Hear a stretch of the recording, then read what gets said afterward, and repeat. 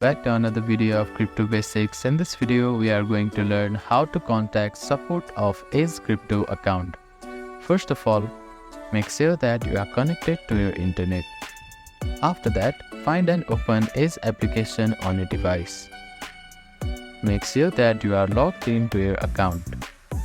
Now, when you are directed to your home page, scroll down to the bottom of this page and you can see Need Support option and click on Contact Support button there. After that, you will be directed to another page.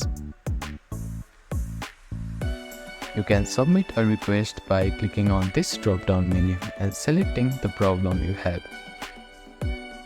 You can also tap on this icon which is at the bottom right corner of your screen and you can chat with the assistant here.